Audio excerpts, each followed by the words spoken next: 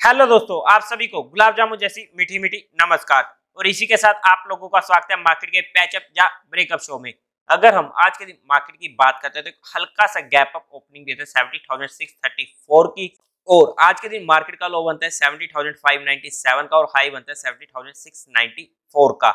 एक छोटी सी रेंज में मार्केट ने पूरा का पूरा दिन निकाल दिया हो। लेकिन अगर आप लोगों ने कल की वीडियो को देखा होगा तो यहाँ पर ऑप्शन बाइंग में अगर हम बात करते हैं हमारे लेवल्स के अकॉर्डिंग सिर्फ एक ही एंट्री मिली प्रॉपरली, दूसरी एंट्री मिली लेकिन वो क्लोजिंग आवर्स के टाइम पर मिली थी। लेकिन एक ही एंट्री मोर देन सफिशिएंट थी हमें आज के दिन काम करने को। जनरली क्या होता है कि हम लगातार कुछ ना कुछ करते रहते हैं, कभी कॉल बाय कर ली, कभी पुट बाय कर ली और हम एक ही दिन में 50 से ऊपर ट्रेड कर देते हैं और वहां पर हमें हो जाता है लॉस। हमें ऐसा कुछ करना ही नहीं है। अगर नहीं लेवल्स आ रहे हैं ना तो मत करो ना काम, बात खत्म हुई। आप मेरे कोडिंग नहीं, आप अपनी कोडिंग कोई भी स्ट्रेटेजी यूज करते हो ना, अगर वहां पर आपकी वो स्ट्रेटेजी लग रही है ना फिर ही वहां पर काम करो। वरना बिना फालतू में कुछ भी ये भी लगा लो, ये भी लगा लो, एक साथ काफी सारी स्ट्रेटेजी को मिक्स करके काम करोगे तो फिर वो कुछ भी नहीं होने वाला है। वहां पर सिर्फ लॉस ही होने वाला है और ऐसा ही होगा अगर आप लोग बिना सोचे समझे जहां पर काम करोगे। और मार्केट की क्लोजिंग होती है 70,624 की। एक रेंज बाउंड मार्केट हमें आज देखने को मिली है लेकिन स्टॉक स्पेसिफिक एक्शन हमें आज के दिन पूरा मिला है। इसी के साथ अगर हम आज के दिन एफआई और डीआई डाटा की बात करते हैं तो एफआई ने 882 करोड़ की बाइंग करी है, वहीं पर डीआई ने 350 करोड़ की बाइंग करी है। नेट में बाइंग का फिगर एक मेजर फिगर है जो हमारे लिए और मार्केट के लिए पॉजिटिव होने वाला है। इसी के साथ साथ अगर आप लोगों को म्यूचुअल फंड में या इंश्योरेंस सेगमेंट में कोई भी हेल्प चाहिए हो तो आपको डिस्क्रिप्शन में हमारी टीम का हेल्पलाइन नंबर मिल जाएगा, वहां से आप हमसे कांटेक्ट कर सकते हो। आपकी क्वेरी को जल्दी से जल्दी सॉल्व कर दिया जाएगा। इसी के साथ तीन स्टॉक डिस्कस करते हैं वन बाय वन। तो सीधा चलते हैं स्क्रीन पर। तो सबसे पहला स्टॉक होने वाला है लार्सन एंड टर्बो। अगर आप लोगों को ज्यादा इस स्टॉक को हमने कितना ज्यादा यूज किया है पिछले टाइम पर भी, जब ये इसने जहाँ पर ब्रेकआउट दिया था 2000 के पास, तब से हमारे फोकस में रहा हुआ है। और स्पेशली जहाँ पर तो हमारे ज्यादा फोकस में आ चुका था जब इसने 50 की मूविंग एवरेज को रिक्लेम किया था अप्रोक्स 18,000 के ऊपर। अब अगर हम बात करते हैं ये एक फ्लैट बेस के पैटर्न में फंसा हुआ था कुछ टाइम से। अब ये फ्लैट बेस के पैटर्न का ब्रेकआउट देने की कगार पर है और दे भी चुका है। बट अभी हल बस वॉल्यूम्स की कमी है। जैसे वॉल्यूम्स आते हैं तो हमें यहाँ पर एक अच्छी मूवमेंट भी देखने को मिल सकती है। 2300 के ऊपर हमें इसमें ब्रेकआउट देखने को मिला है। और अगर अब हम इसकी इंपॉर्टेंट सपोर्ट की बात करते हैं तो वो हमें इंपॉर्टेंट सपोर्ट मिलने वाली है 2170 से 2200 की। अगर इस रेंज पर हमें मिलता है तो ये हमारे लिए सोने पर सुहागे वाली बात होने वाली है, अगर ये एक बार ब्रेकआउट देने से पहले रिट्रेस करने आता है तो। और इसी के साथ अगर हम दूसरे स्टॉक की बात करते हैं पीएफसी।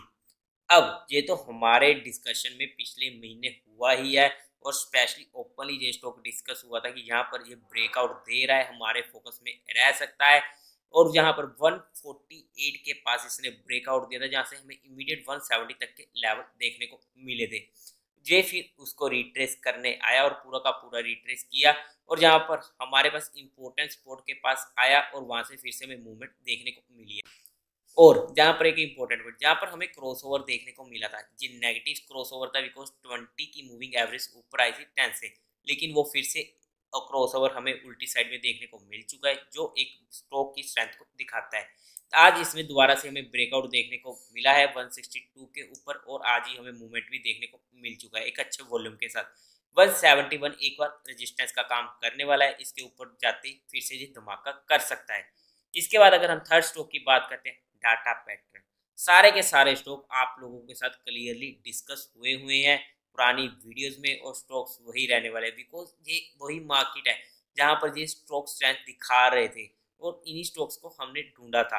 अब अगर हम बात करते हैं इसने कप विद हैंडल का ब्रेकआउट दिया है जो अप्रोक्स दिया है 1425 के ऊपर और जहां से हमें इमीडिएट मूवमेंट देखने को मिली है।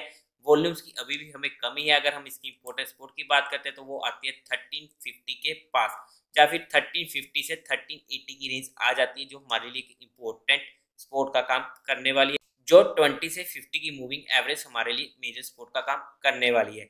लेकिन ये स्टॉक जितने भी आप लोगों के साथ डिस्कस किए हैं वो सिर्फ एजुकेशन लर्निंग और केस स्टडी पर्सपेक्टिव किए हुए हैं।